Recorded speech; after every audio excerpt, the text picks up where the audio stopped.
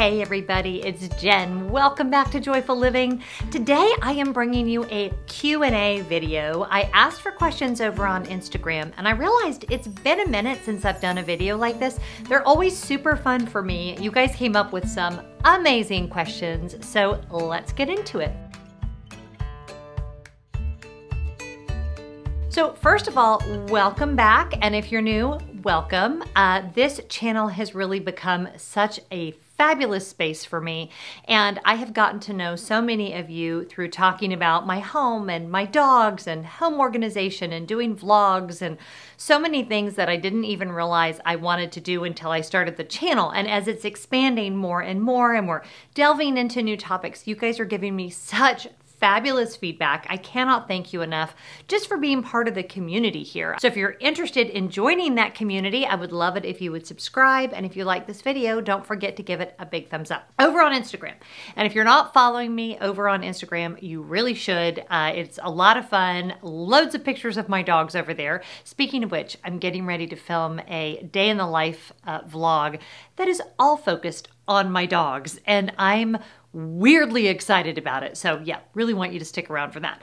But I asked you guys to give me questions, and I really said it could be about anything. It didn't have to be home related. It might even be Disney, which is really what my other channel is more focused on, Disney, but most of you guys like that as well. And you came up with some amazing questions. I have them all right here in my phone, which is oh so convenient. Obviously, I'm not going to have time to answer all of those, but I'm going to get to as many of them as I can. So, and I'm just doing these in the order that you guys sent them in. So the first question is a dog question, because of course it is. Are you enjoying Scooby staying at your house? He seems to be fitting right in. And several of you asked about Scooby. So first of all, if you don't know, Scooby is my son's dog. In fact, I could probably get him to come in here. Hold on, let me see if I can get him. Come say hi. Come here. Come here. Come here, baby. Come on, come in. I kind of figured he would be waiting outside the door. My son is at work, and Scooby has become kind of my little work from home buddy. You want to come over here? You want to get up on the bed? Okay. Scooby has very much of a if he fits, he sits mentality about life. And even though he is a rather large pit bull mix, he thinks he's a little teeny lap dog. So it is not unusual for me to be in a small chair with Walter and he will just climb on top of me. He came to live with us, obviously, when my son came home from college and ended up staying home and doing virtual school. But I didn't really, well, I guess college, is it virtual school, online? I don't know. Anyway, he's still going to college, but he's doing it from his bedroom. And I was a little nervous about Scooby, and Max and Walter were a little nervous about Scooby, but after a lot of weeks of working with them and giving tons of treats, I actually had bacon, and that seemed to be the key, because isn't bacon the key to everything in life? But once I started offering bacon, when everybody was getting along, things got better very fast. We also used a spray bottle, which was recommended by one of you, my dear friend Casey, when Max in particular, who was the one that was the most cranky about Scooby, would get out of hand.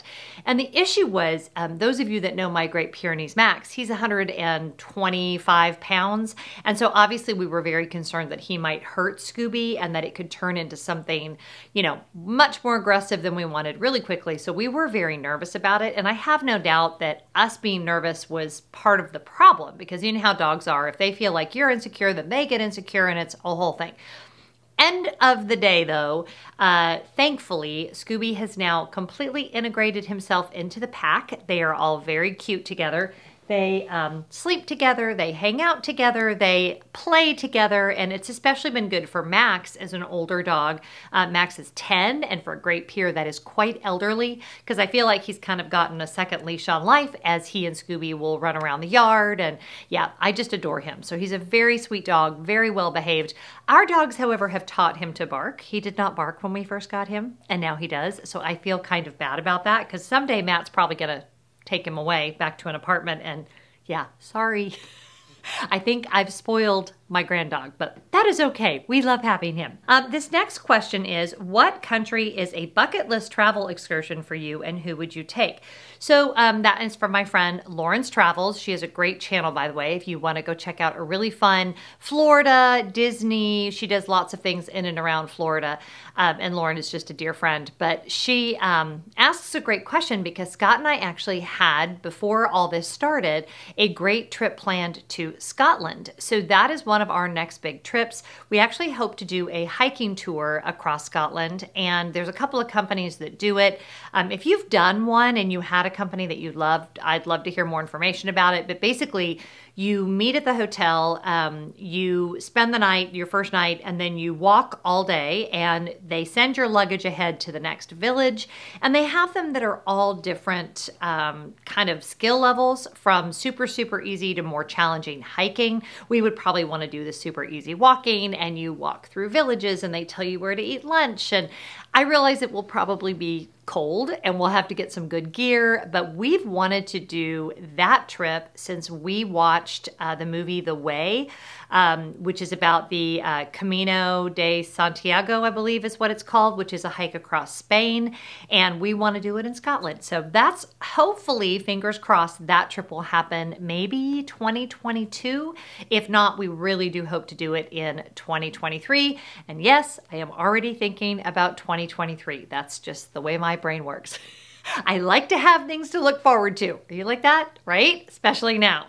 Looking forward is a very good thing. All right, if you could redo or enhance any of your Disney vacations, which, why, and how? That's such a good question because yes, we do go to Disney quite a bit on vacation. And if I were to change anything about our decades of Disney vacationing, I would say that I wish I would just slow down. And you know, our travel style is pretty relaxed at Disney, but every single trip when we get back, I will tell you that my favorite moments were when we took our time with a meal, or when we were hanging out by the pool, or when we were just hanging out in our villa. We're Disney Vacation Club members, so we're always in more of a condo than a hotel room. We always stay in at least a one bedroom, usually a two bedroom. And honestly, it is the family time together that makes us love our family Disney trips. And I'll get to, there was another question on here, other than Disney, what is your other favorite vacation spot? And the beach. We love the beach as a family. Pretty much every year we do a week-long Disney trip and a week-long beach trip, and that's usually in California.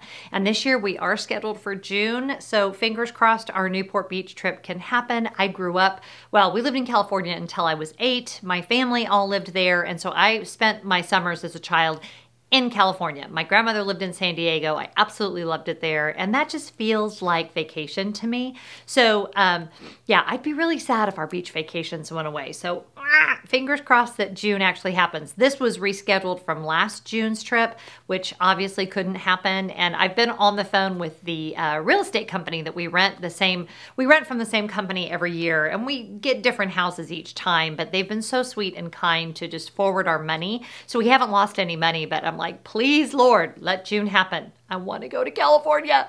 This one I loved, and I'm actually considering doing a whole series on this. So if this is something you guys are interested in, you need to let me know. Budgeting retirement savings advice. We're in our mid-30s, and what worked, didn't work for you. So this is a big question.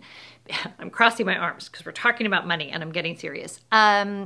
I would not characterize Scott and I as good with money. However, we are almost fully funded for our retirement. And I realize that seems like a dichotomy, but the biggest advice, and if you guys want a whole video on this, I actually have it on my list to talk about, is if you are like us and if money burns a hole in your pocket and if you have it, you spend it. My first piece of advice would be acknowledge kind of how you are about money. If you're bad with money and you always spend it if you have it, acknowledge that, right? That's That's the first step, is acknowledging you have a problem. And then the thing is, set your life up to where you can overcome that bit of a character development issue. What we realized early on is if we had the money, we would spend the money, but if the money wasn't there, we didn't miss it. And this happened when I very first started working.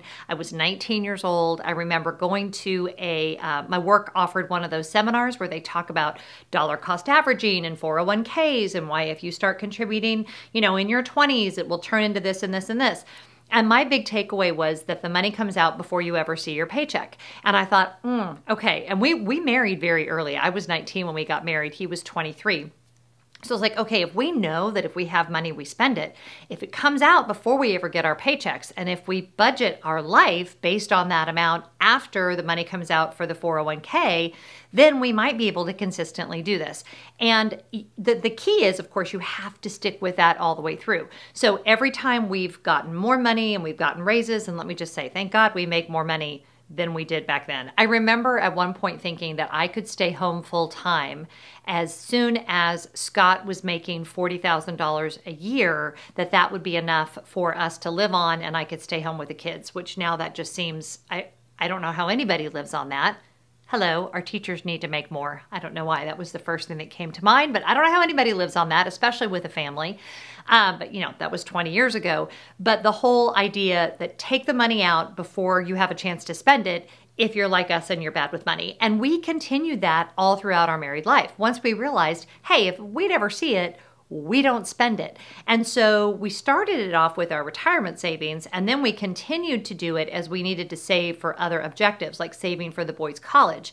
We've had a fabulous financial advisor with Schwab. I think I'm allowed to say that he's with Schwab, that we've worked with for almost 20 years. And whenever we've had a big expense coming up, college, big repair on the house, kitchen remodel, whatever the case may be, we've talked to him. We've decided how much needed to come out every month, and we've set it up to come out automatically. And I think he's been more of a counselor to us than he has been a financial advisor many years, if I'm going to be honest. But he's really helped us look at, and this is not a sponsored video. He's really helped us look at, here's what we want to achieve, and let's break that down into manageable parts, and here's how we can achieve it. Because one thing I know for sure about finances is if you do not break things down into manageable pieces, they will not happen. Whether that is saving for retirement, saving for college, saving for a down payment on your first home, which, by the way, buying a home is not necessarily the be-all and end-all. So, do your research about that. But if I didn't see it, I didn't spend it. And having that mentality has enabled us to fully fund our retirement. We are on board to pay off our house before Scott retires, which was a huge goal of ours, was to not have a mortgage payment once Scott retires.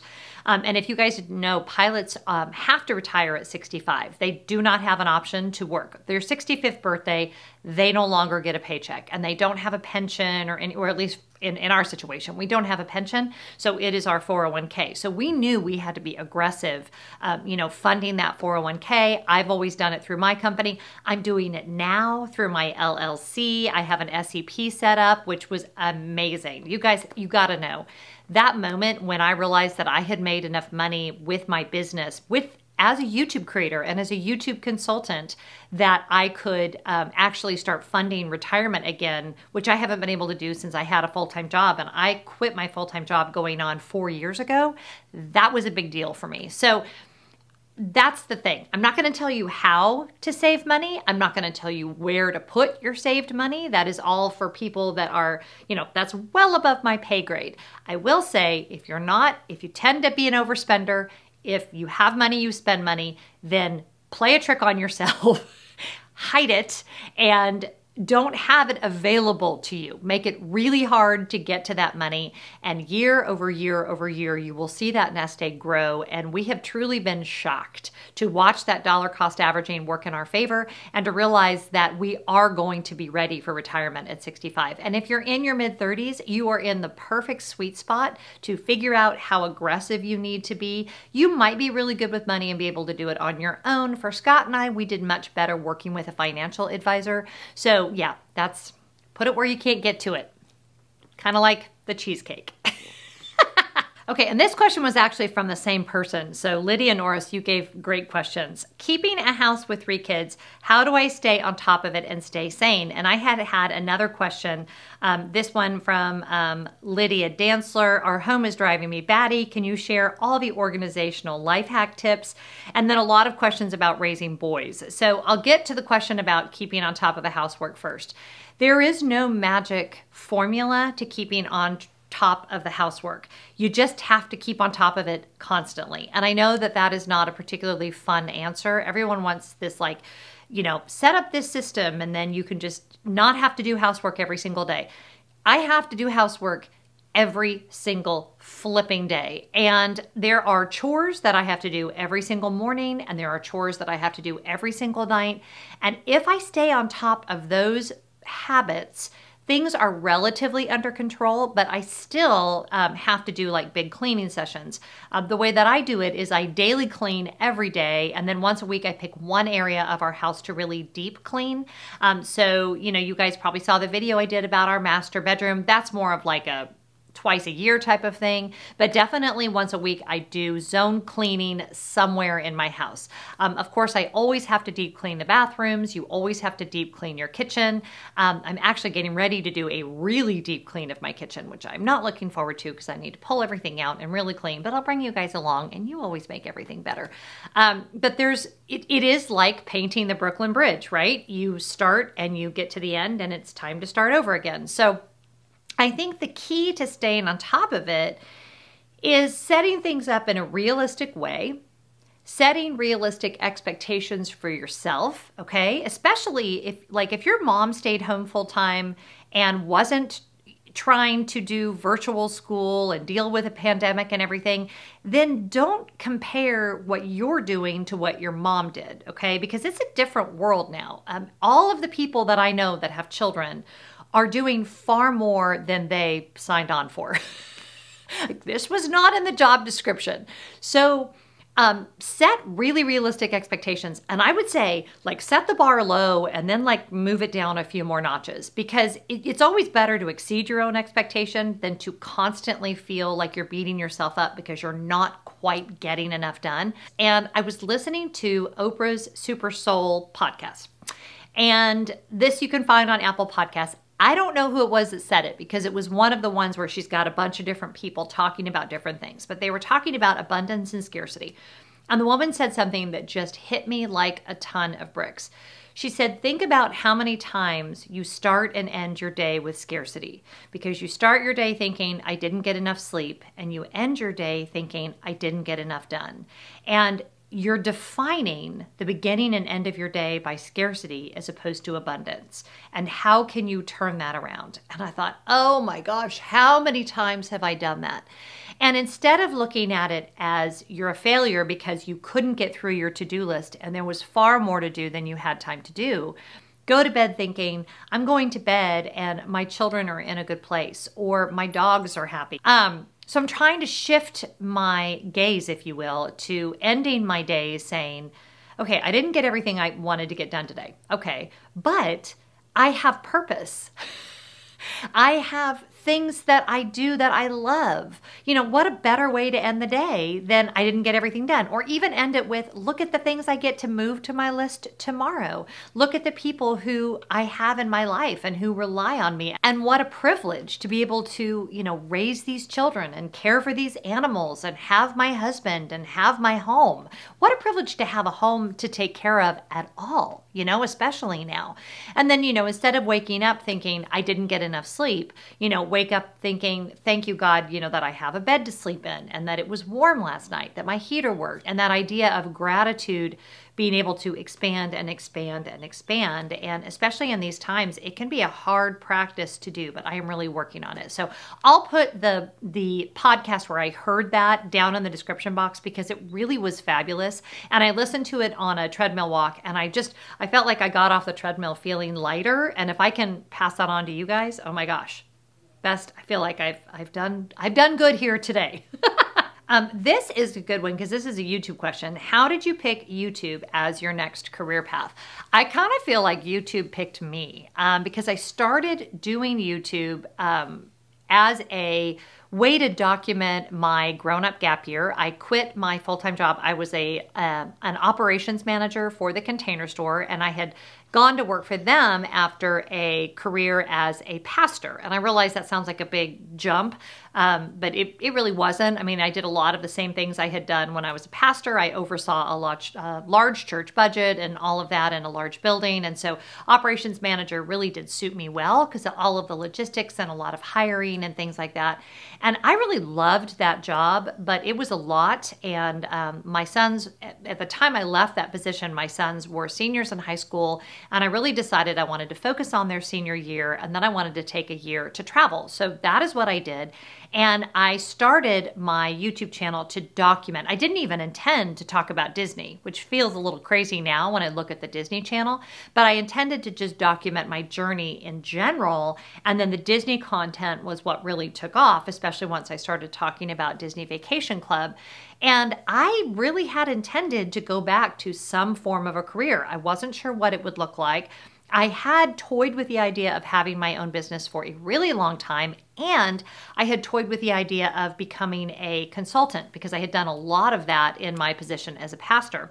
And so when the money started coming in more with YouTube, and then I realized that I could start being a consultant and using YouTube as kind of the avenue for that, although I will say a lot of my clients would tell you this, a lot of my consulting is beyond just YouTube. I more end up working I'm not certified in this, but I more end up working sort of as a life coach with them, which I love. And if you're interested in reaching out to work with me as a consultant, I'll put that information down in the description box. And it's also all available on my website, which is jenlefforge.com. Every few months I would reevaluate and go, okay, do I need to go get another job? Am I making enough money?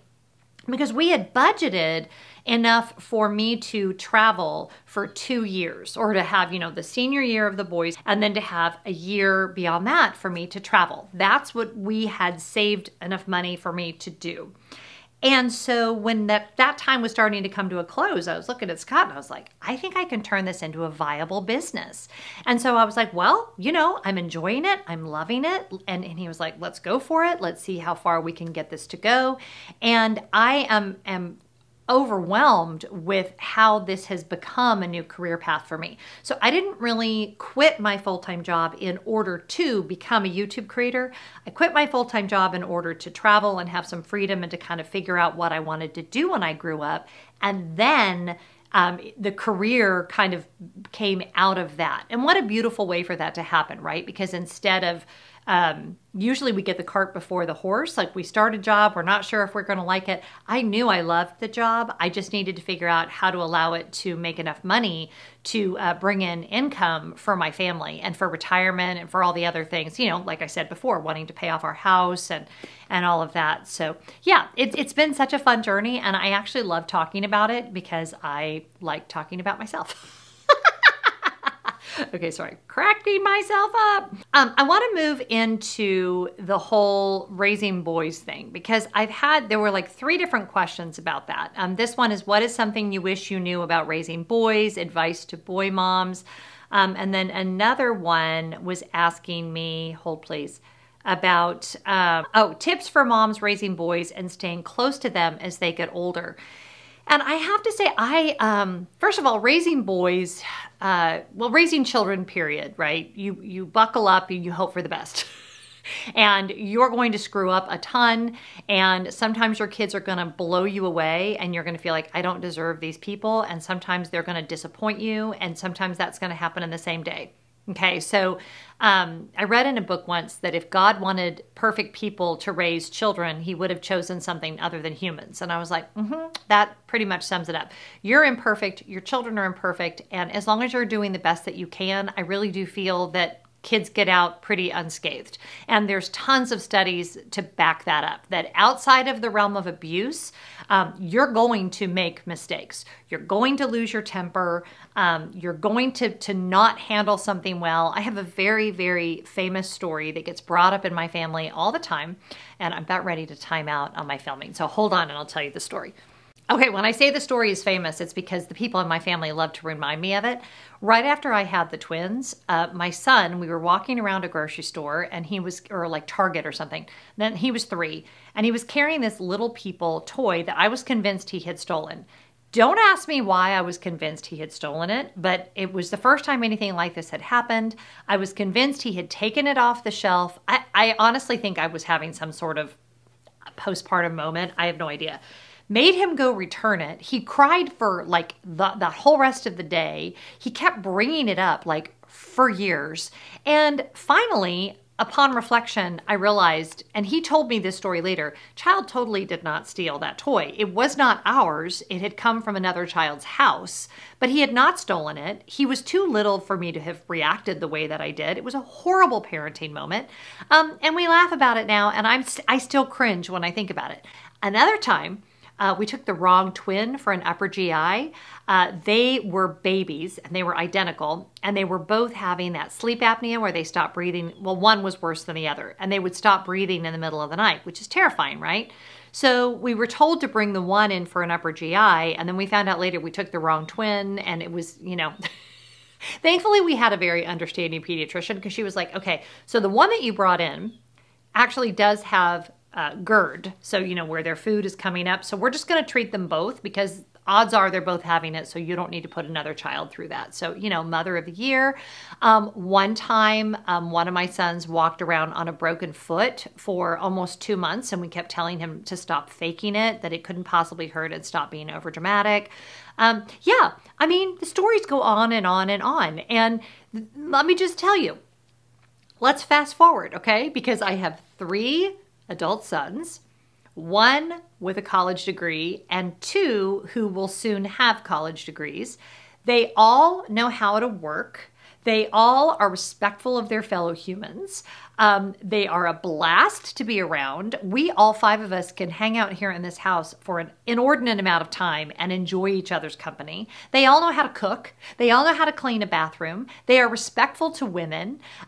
So, you know, I don't know what else I could have asked for other than that. And we did that with all of those screw-ups along the way, which, I mean, I would tell you is probably way more to do with them than it is with Scott and I. But the reality is we loved each other and we loved them when we gave it our best shot, and we ended up with these fabulous people. Now, bumps along the way. Bumps, I can't even begin to tell you, especially during their teenage years. Times when I thought I was not going to survive because I was so worried about them. I'm very cautious to give parenting advice because I am not a perfect parent. And my kids have not turned out like they have, and my kids are not all still alive because Scott and I did such a good job. They're just not. They're just not. We loved them well. That is all I can say. And there isn't a book in the world that can tell you a way to raise your child so that they are free from pain and struggle. It doesn't exist. And if they tell you that the book exists, they're lying, because I read a lot of the books. And when we went through the hard time, those books didn't help me worth a tinker's damn. What helped me was my therapist. What helped me was their therapist. What helped us was getting through it together as a family and remembering at the end of the day that our love for each other was what we brought to the table. And there was a lot of prayer, and that's all I have to say about that. No advice. Just keep waking up and giving it your best shot. And I would say, take really good care of you, because you have to be okay. You have to sleep. And this is true from itty bitty babies all the way through. You have to sleep. You have to eat. You have to have friendships. You have to have interests beyond your children. You have to have a strong marriage. And if you have an abusive marriage, you have to get out of that marriage. It goes on and on. You have to take impeccable care of yourself in order to take good care of your children, and you're doing the best you can. Okay. Whew, that got emotional. That was big. So clearly, I'm not quite ready to give anybody advice about parenting. I feel like I'm still too close to, we barely made it out to talk about it. Oh, I loved this question. This is a Disney question. If you could introduce a rule, COVID or non-COVID in Disney, what would that be? I don't even have to think about this. The rule is you're not allowed to yell at cast members. That's the rule. I want the rule put into place. immediately. And I want some sort of immediate repercussion if you yell at a cast member, especially now.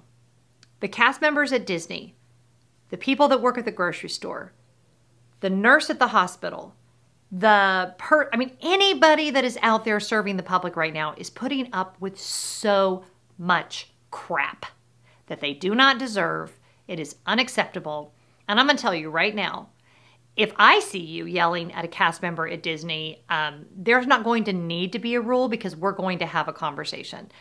I do not tolerate that. I don't know anybody who works harder for less money than Disney cast members, and you do not get paid enough. I know they have recently agreed to buy whatever it is, 2025, get everybody up to $15 an hour. Screw that. Disney, pay your people more money and bring those furloughed employees back.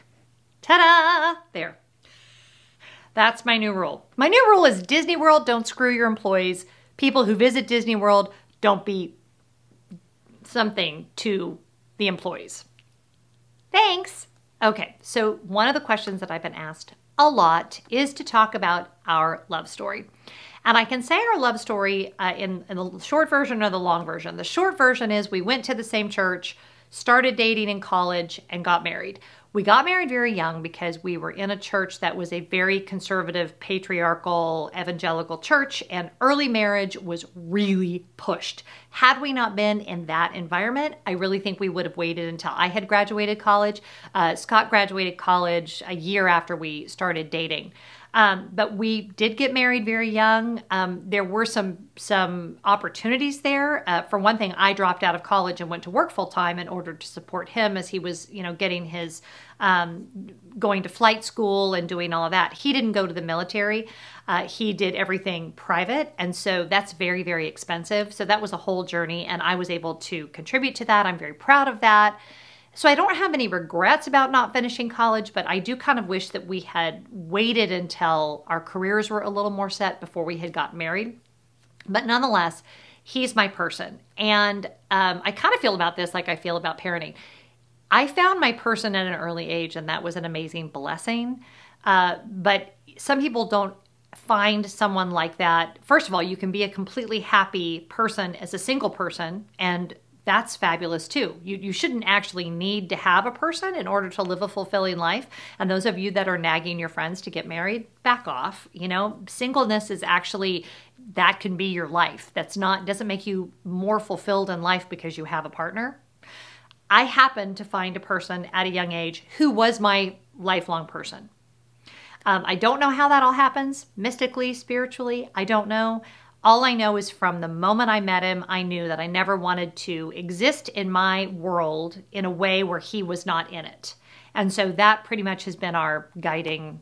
It'll be 31 years in February, and we both feel exactly the same way. We've been stuck in this house together for a lot of these last few months. He has worked, but not as much as he usually did.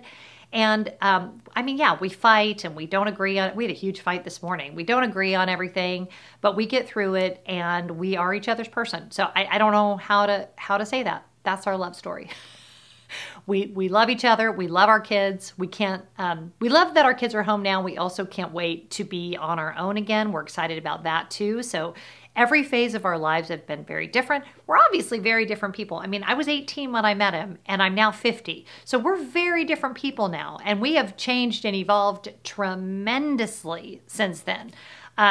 But we've just grown and evolved together and been accepting of how each other has grown and evolved. And we also have our own interests. We have friends together. We have our own friends, and it's just worked. And we have a really good marriage counselor. Surrender, if you're watching, we love you. Mwah.